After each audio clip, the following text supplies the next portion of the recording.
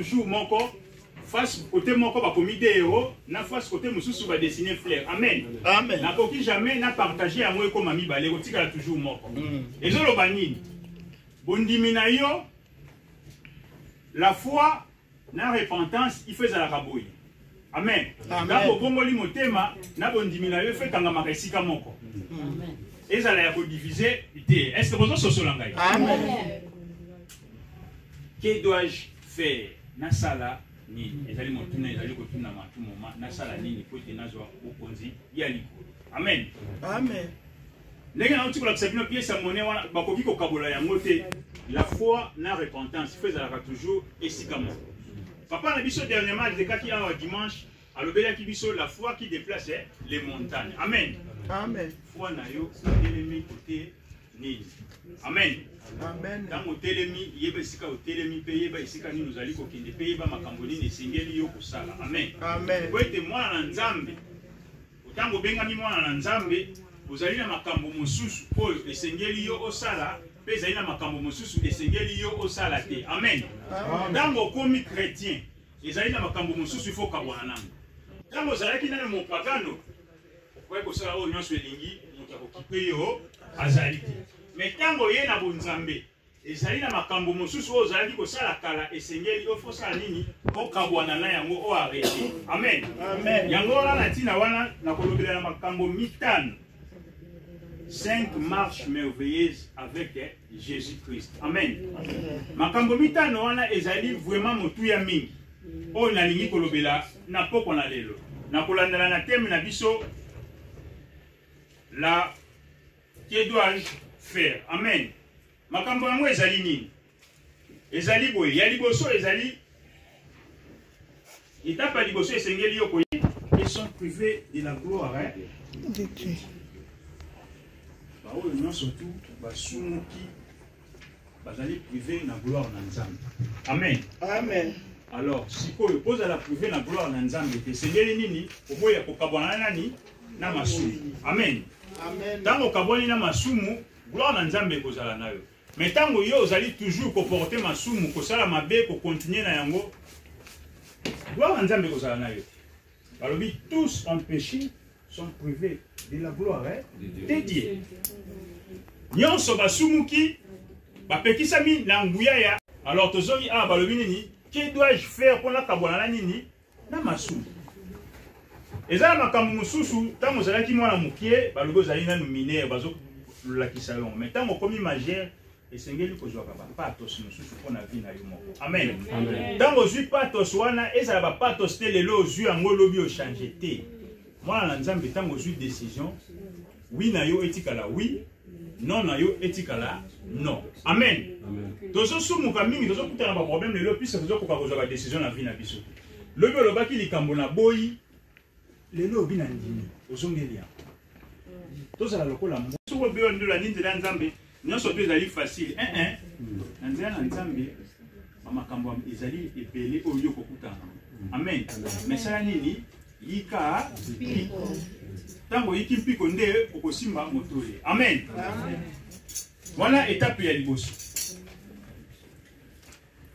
La Bible est bien bisoboui. Il dit que nous avons tous péché, cela signifie que nous avons tous dit et fait de mauvaises choses. Est-ce que vous regrettez-vous vraiment vos péchés?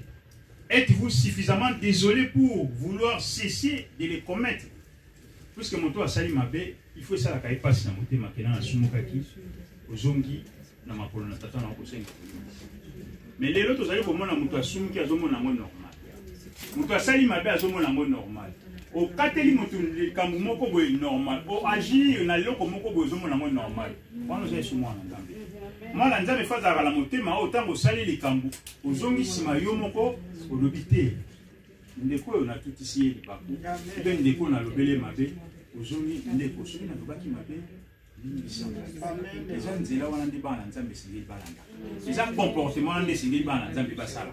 Les façon d'agir wana ndi singeli bana Nzambe basala ka basala. Vous allez te muto mo la kagangi na makambo nzambe gangi azala. Tango sentir que naza coupable na likambo moko na tuti sinde kolanga malisumu na tuti sinde kolanga libakute mikitisa. Mikitisa. Vendredi totanga kia babaki ba oyo baza bato ya suka bango bakokoma nini? Ba o baza batiaka bato ya liboso bakosala nini? Tango pesi sinde kolibako. Uko kateli mobali na olingala te papa limbisanga soki na libaki. Maman, ça limbisanga soki na te. Kozala tomona ka yo yang. Mama kangi na mwasi mususi mozo wangana. Ah tika te. Maman limbisanga yi. Vous continuez marche na. Et là pour l'équipe pardon. Pardon, les alliés puissance et liberté et réparation. Faute. Une faute à moitié pardonnée. Et avouée. Amen. Quand on dit miango, peu au commun, on continue marche. Mais tant que vous avez dit maté, il y a un moment où on va au sambisaye. Avant que tu vas sambisaye, il y a un dimi la salle qui m'a dit. Amen. N'agis jamais mal au sambisaye. Et non, on doit dire. Amen. Les alliés bon monde c'est que le bisoto loba. Loba qui nini, j'ai péché. Dans chaque étape, il y a un verset biblique qu'on a fait. Mais verset clé dans les alliés, acte 20-21. Alors, attends, on a dit que l'étape, il y a les alliés dans Romains 3-23. Amen. Donc, il y a une étape à l'imi-balé. L'étape à l'imi-balé est l'obi, Dieu même. Et c'est ce qu'il y a comme yango.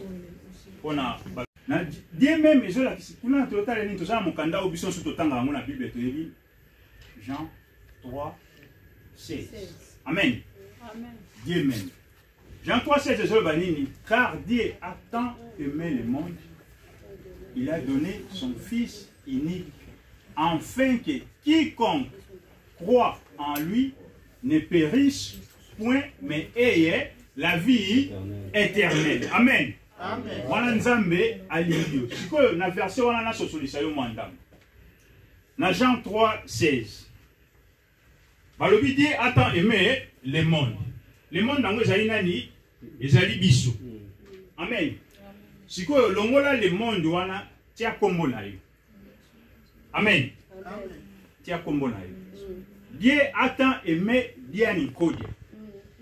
Il a donné son Fils unique. Afin que Dieu Kodia andimela ye pasala nini? Akufa te azwa bomoi. Puisque le monde est en global, mais je sais que comme on a yo, tia place wana. Nzambe alingi yo. Nzambe alingi Matondo. Nzambe alingi Jean. Nzambe alingi Papa Jacques. Nzambe alingi Shekina. Nzambe alingi. Donc tia comme on a yo. Nzambe alingi Mama Hélène. Nzambe alingi yo. Alingi Mama Hélène atinda ki mwana na ye. Pote Mama Hélène akufa ça nini? Azwa lobiko, azwa bomoi. Ya seko. Dieu a tant aimé le monde. Tiens comme on a place wana. Amen. La définition, parce que c'est repentir. Pour repentir les aïnis. Pour repentir les aïnis pour ça là. Pour repentir. Yoka c'est faire demi-tour. Demi-tour. Dans la qui kokende boye. Quand on a se repentir, on a kokende sous été na changé, na comme kokende boye. Amen. Ceux qui n'ont pas okende na nzela oyo ezali ko memanga na mabe. Na kokindi susu kokende kunati. Ceux qui n'ont pas kokutana na bato bazali ko kopesa na makanisi mabe. Na kokindi susu kokutana na bango te. Amen. Na changer catégoriquement direction na ngai na komi kotambola na bato oyo tozoko kokisa na bango na maloba. Bato oyo bazali na ngai bazo raisonner ndenge moko. Amen. Na lobité okoboya na baninga na yo. Na lobité okabona na ba famille na yo. Mais na lobinde batu oyo bazali ko mema yo na makambo ya mabe esengeli bosala nini? Puisque soko zakaka na bango oko continuer toujours makambo ya mabe. Amen. Muninga oyo ngana zalaka na nga bien. Ndenge na koma boye na koma spécialiste na songi grâce à muninga o. Est-ce muninga na tamu na yambi nzambe? Na continuer sur na muninga wana. Na zalaka na nga ko yiba te. Na koma na magasin grand moyibi. Donc na koma ka so na koti na magasin il faut na zwelo. Muto a rentré na ngana. Est-ce que na Hollandais les sous? Amen. Est-ce que tu veux comprendre l'exemple? Amen. On est étape à mi balle. Être sauvé, c'est-à-dire que nous avons une église chaque jour, nous avons sauvé. Et c'est une conduite, nous avons échangé. conduite extérieure. Amen. Amen. Est-ce que vous changez? Est-ce que vous comprenez? Puisque nous sommes tout le monde à l'église, tant qu'il y a une église mondiale, tant qu'il y a une bande d'église, vous avez la sous. Amen. Tout le monde a une église mondiale, mais si vous avez une makamuno, ça a libanda, ils ont aminé. Pourquoi ça mondial le lingue wala? Amen. Moi, il faut être exemplaire partout. À partir du comportement, à partir des alléluia, ils ont bien ça va une église. Mais est-ce que les alléluia bien ça va une église? Que dois-je faire? Est-ce que l'obélina bien ça va une église? Que dois-je faire? Car le lingue n'a pas l'obéla comme ta une église. Car le lingue n'a yo n'enyo zala comme ta ma yo sambela. Donc na bon 10 000 on a dit bande ba ko tango duti. Que no a frère wana chanta na. Ah c'est wana te. Non. Isingeli to zala ka. Ba mwinda puisque le comportement na yo apamba mutakuyi kutuna papa wana tu mama wana sambela ka. Kaka na comportement apamba. Façon na yo ya bomona makambo habité non. Mutu wana za sambela ka. Est-ce que mutu lo aza dini ya ko confier likambo? Puisque ça n'a pas tout monsieur na sena moyo so confier likambo na 16h. Yeba yango na 16h5 15 personnes déjà va se bailler bien. Amen. Mutu ya lolenge wana est-ce que ça dini ya ko confier likambo? Que dois-je faire? 5 8 Jambe a coupé la tête. A coupé l'égoïsme. Amen. Tricherie. Mauvaise parole. Mauvaise parole. Nous sommes pas de la cabane manga. Yo iba comme colonie. Pour nous ça na monoko nous ça toujours mabé. Égoïsme. Et c'est pas mon camoufle, c'est des bisous na yote bonisa. Comme tu n'as la question, que dois-je faire? Amen. Soko bandiko sosola, on comprend que non makamu na dosa les gens mabé, on stopper yango ozungi na njela mala. Amen. Amen. Donner son fils pour qu'il meure sur les croix, a payer rançon. Pour la masumu yangana. Yesu ye mo wasali masumu. Mandimaki akufa na ekuluze na liwa ya soni wa baki na ekuluze pour la masumu yangai na yo. Mais pourquoi Yesu akufa déjà na ekuluze babaka na ekuluze? Mais jusqu'à présent on continue toujours à vivre na vie à péché. Que dois-je faire? Mon tuna wana faut mituna kango à tout moment na sala nini pour être makambu oyo ya mabe na continuer na yango. Amen. Que dois-je faire les amotuna na yo? Amen. Vous te balobi et pas une nzambe biyano besai nini bizali. Amen. Alors ce qui pas une nzambe biyano bizali. Pour la nini nous allons kotata bana. Pour la nini nous allons kokende de gauche à droite. Amen. Amen. L'inclus Yesu alobi tout est accompli. Il avait accompli l'œuvre qu'il était venu faire. Il avait payé la peine de nos péchés. Afuti, prie pour la masumu na biso. Alors, le col a y a un dimanche pour pouvoir pour la masumu na biso. Et c'est une biso tous à la reconnaissance que non muntu oyo alongola biso na masumu. Donc comme il faut vivre une vie normale. Et c'est une tous on la lisusu na masumu te. Amen. Non seulement Jésus est mort pour nos péchés, mais il est aussi ressuscité pour être notre sauveur et Seigneur vivant. Amen. Akufa yitaka pona masumu te, mais à ce que les sous pas à la mokonzi pe mobiki sinabiso. Amen. Est-ce que on les alliés ese côté? Utandini ko kufela yo pe à ce que pour être azala mobiki sinayo. Amen. Amen. Amati li susu na kembo na ye akei ko fanda na loboko ya mobali ya tata pona ko intercéder likolo ya ngai na yo.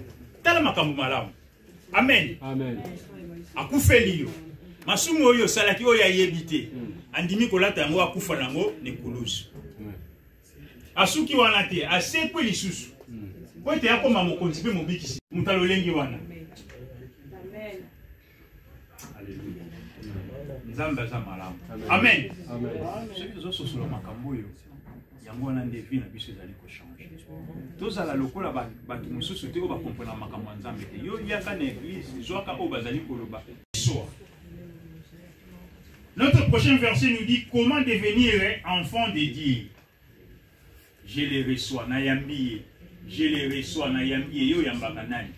Je les reçois na yambiye. Nani o yo yambaka. Amen. Amen. Bible est dans la Bissonie.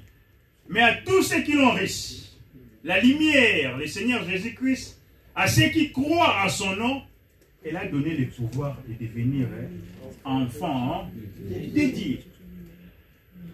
Nous comme à Kambukito, ce que yambiye, pas comme que benga yo mwana nzambe. Amen. Yo sala nini yambaye kaka. Okoma mwana nzambe.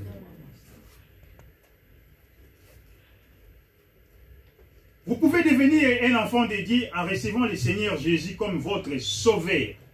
Tant que yambiye lokola mokonzi pe mobikisi, ye akomi mokonzi pe akomi mobikisi na yo. Problème tout akokuta na mona se na moi tikela ye. Eloko nyonso to ekotungisa yo tikela epo de sa nini okomi mwana nzambe. Mwana nzambe alela kabela kate. Mwana nzambe bangaka te. Mwana nzambe ningana te.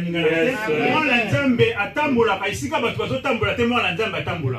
O balobi ekoki te pona batu mwana nzambe akomi. Esika bazoloba ke non awe ekosimba te mwana nzambe abe ekosimba. Ah bazoloba ke non ah batu babota ka te mwana nzambe akobota. Balobi na mboko batu bazokanika te pa mwana nzambe akozonikanda. Balobi ah batu batimba kabana te mwana nzambe akosimba bana. Balobi ah batu batonga ka te mwana nzambe akosala nini? Akotonga. Amen. Amen. Et si tu vas souki, nzamba souki. Zalaka souki. Ya mwana lobaki na pièce ya monnaie, ezali makambo ya repentance na nini na foi etambola kami bale.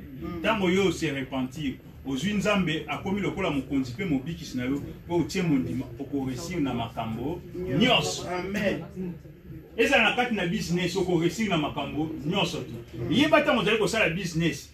Papa na nga weekend, ozali kosala business, osali business na yo. Mais yeba tango ozosala business na marché oyo ozosala nango na bato. Eza na bato mususu bazoya kopesa prix na sie par rapport ya prix oyo bafutelaka yo. Amen. Alors mais yo tango oza mwana nzambe okoningana te, ata yo bazali kofuta yo 10 euros, mutu moko ya bi musala oyo asalaka, ngama kofuta nga 5 euros na kosala mo nyonso. Mais tango yo ozala nzambe, mu continue ko changer te. Amen. Puisque basimbama solo. Amen. Amen. Nzamba za maramu. Nzamba ba limité. Esika batu ba bia wa limite, nzamba lekisa ba. Amen. Esika ba bi ke non awa esuki nzamba awa esuki te yo lokolo za ya ngai okokoma. Amen. La foi. La repentance est tamboulaka, c'est l'amour. Mon toit se repentir sincèrement. Parce qu'il y a un solo. Oko yima te, oko ningana te. Amen.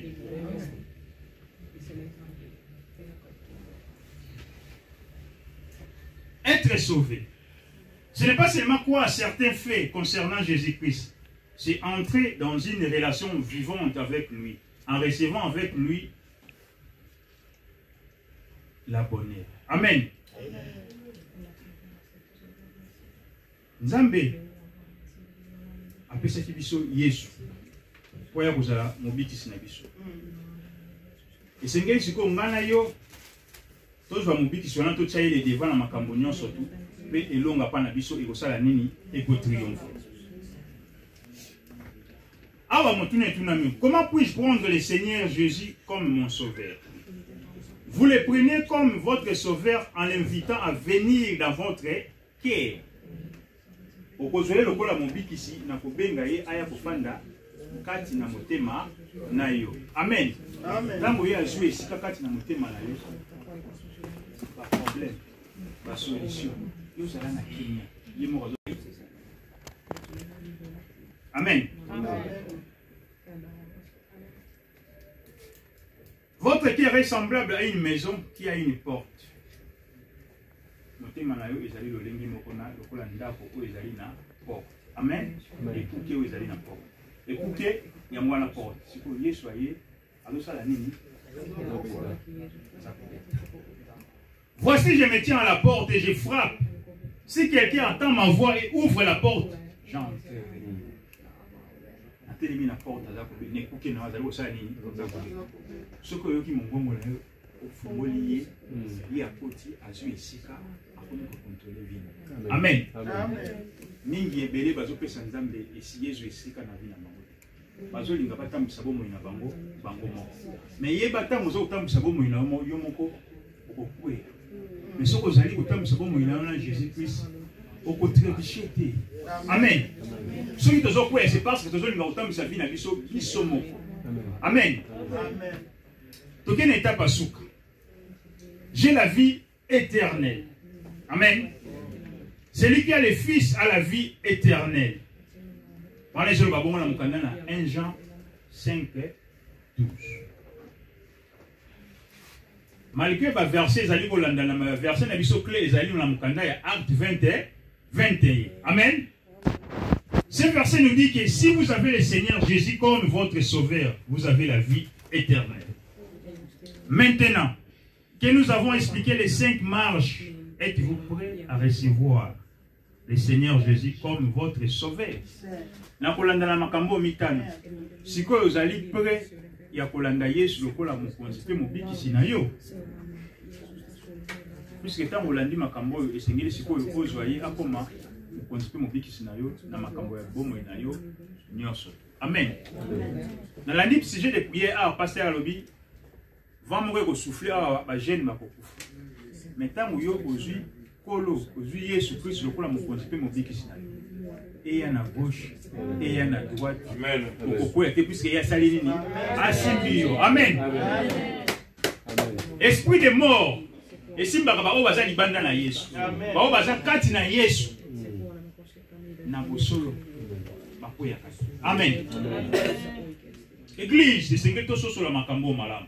Tant tozoya l'église, to sengaka toujours nzambe apesa biso connaissance. Puisque sans tozali na connaissance to boyeba kotambola.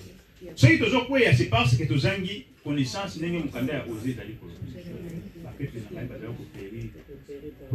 connaissance des tant que tu as une connaissance de Nzambe, tu as une surtout na aliment ndenge nzambe. Amen. Moto asali masumu esengeli a reconnaître masumu na ye pe asenga olimisi pe kozongela ngo lisusu te. Tango ndimi mon Dieu, je te remercie de m'avoir tant aimé, péché. Je te remercie de m'avoir tant aimé. Pesaka nzambe toujours nini matoni. Pesaka toujours nini matoni. Po te andimaki kotinda mwana na ye moko na likinda akufela yo, yo pesi eloko te. Yo sali na yo eloko te, mais andimi ko kufela yo, Yesu akufeli yo po to sala nini obika. Yo na part na yo ko sala ka nini? Pesaka toujours matoni. Matoni. Matoni. Matoni. Dieu nous a peut-être parlé à propos de certains péchés d'envie. La façon de vous en se débarrasser, c'est de confesser des dieux un par un.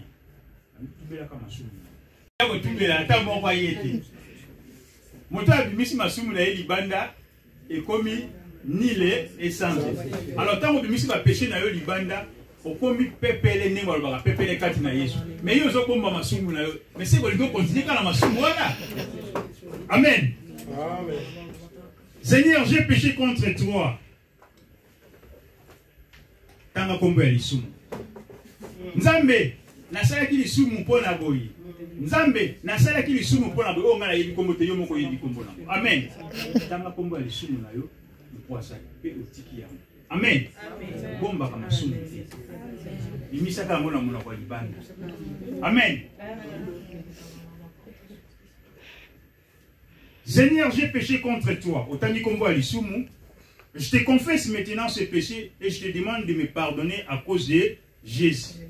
Je te remercie de ce que Jésus-Christ a versé son sang précieux pour ses péchés. De sumo yo salaki Yesu andimi ko sokomakila na ya talo. Kote yo sala nini obika. Bongo Yesu andenge wana. Abongi na lokumu te. Yesu azuango andimi tokufa pona côté yozo alobi. 4e marche, je les reçois. Seigneur Jésus, viens maintenant dans mon cœur. Je t'en prie, bengaye aya katina bomoni. Sois mon sauveur, je te reçois maintenant comme mon sauveur. Pardonne-moi tous mes péchés, je t'en prie, et fais de moi un enfant dédié. Asala yo moi na singaka polisi nzambe na lingiso na zaki moto na sumu na zaki moto na kuchoma ya kochola na zaki moto na kuboma na zaki moto na makambo songole belé salanga sikoyo mwana na yo. Amen. Salanga sikoyo mwana na yo. Amen. Salanga sikoyo mwana na yo. Tango komi mwana na nzambe makambo mususu oyo ya kala wana ilongwe mulimo musantu azu contrôle na vie na yo. C'est alors au moment bikamo. Amen. Amen. Ba bénédiction mususu okosenga te banda kolanda yo moko. Makambo mususu okoloba kutu te o banda kolanda yo moko tango komi mwana nzambe. Amen. Amen. Yango wana esengeli mwana nzambe azalaka na connaissance. Makambo to lo mona. Amen. Amen. 5e marche, j'ai la vie éternelle. La vie éternelle. Merci Seigneur Jésus d'être venu dans mon cœur et d'être mon sauveur. Merci d'avoir fait de moi un enfant de Dieu. Lorsque vous croyez que Jésus est mort pour vous, vos péchés et que vous les recevez comme votre sauveur, vous avez la vie éternelle. Vous êtes sauvés. Vos péchés sont pardonnés. Vous êtes un enfant de Dieu. C'est aussi simple que cela. Comment savez-vous que vous avez la vie éternelle? Vous le savez parce que Dieu le dit dans sa parole. Amen. Amen. Amen. Amen. Alors bien, on a 1 Jean 5, 12. J'ai la vie éternelle. Si Dieu parle de votre cœur, venez à Jésus maintenant, dites-lui, Seigneur, ta parole dit que tu m'aimes. Que tu es mort pour mes péchés.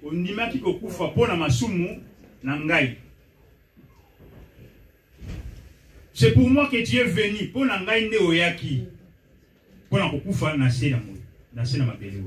Ta parole dit que si je te reçois comme mon sauveur, tu me pardonneras tous mes péchés et tu me feras de moi ton enfant pour toujours. Je te reçois maintenant comme mon sauveur et mon Seigneur. Amen. Amen. Amen. Amen. Tikaite nzambe apambola biso.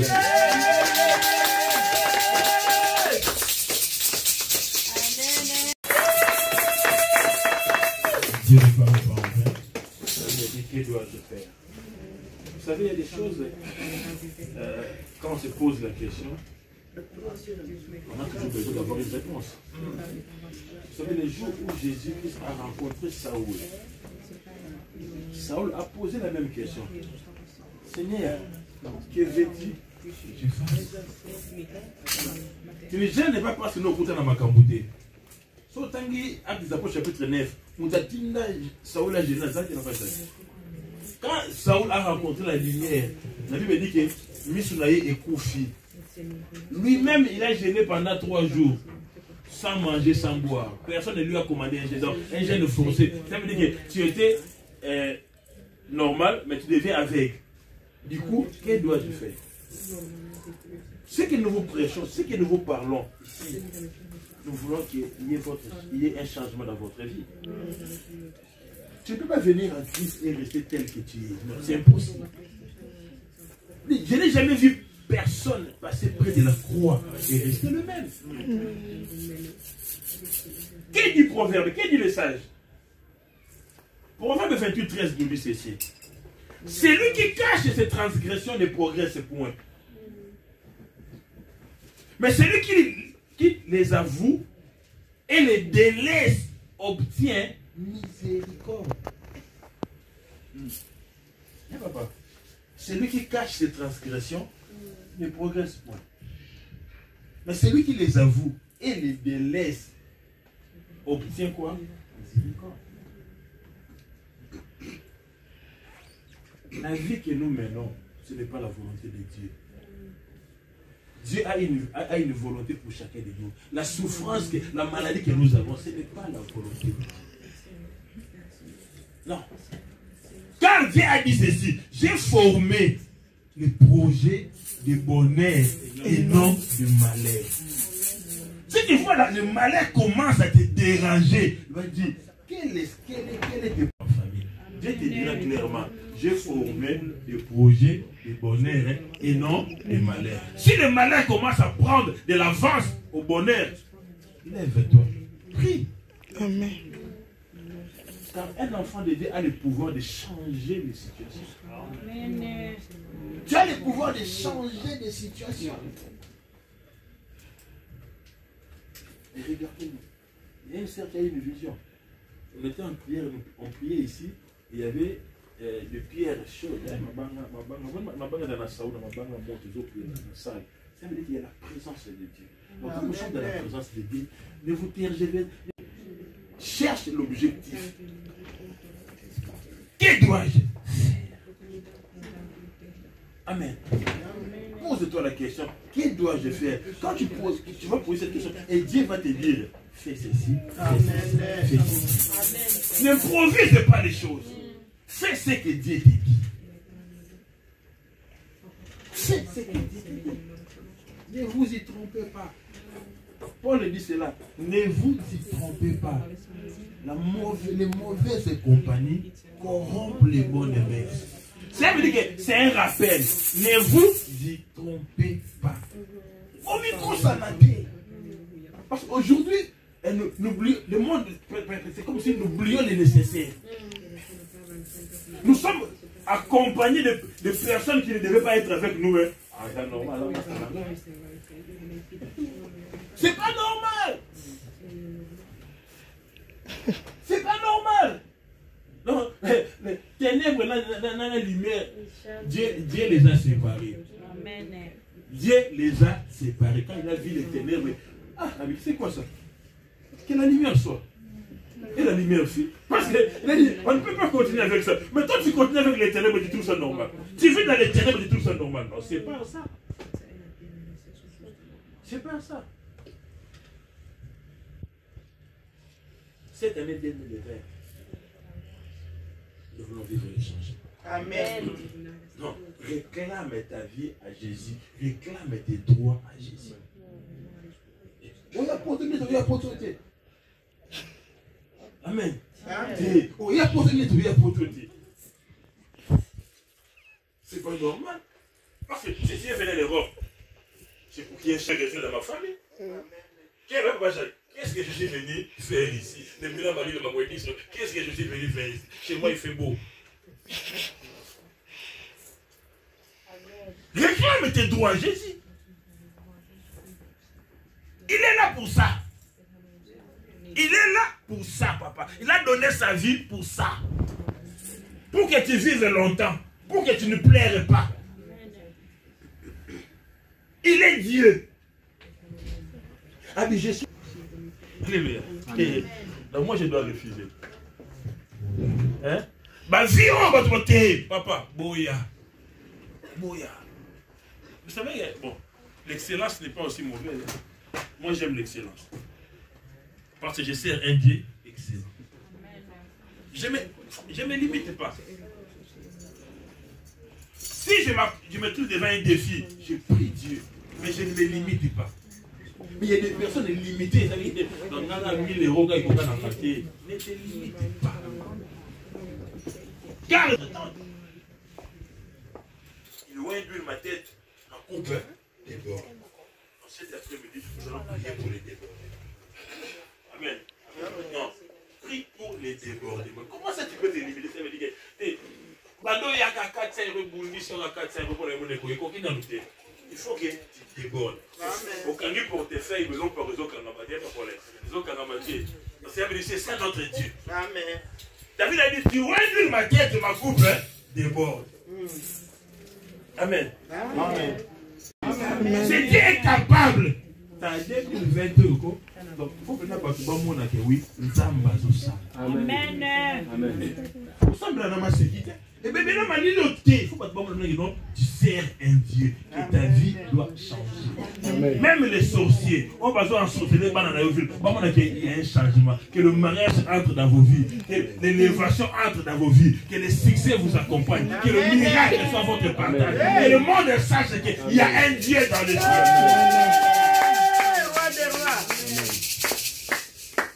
Amen. Amen. Quittez le milieu.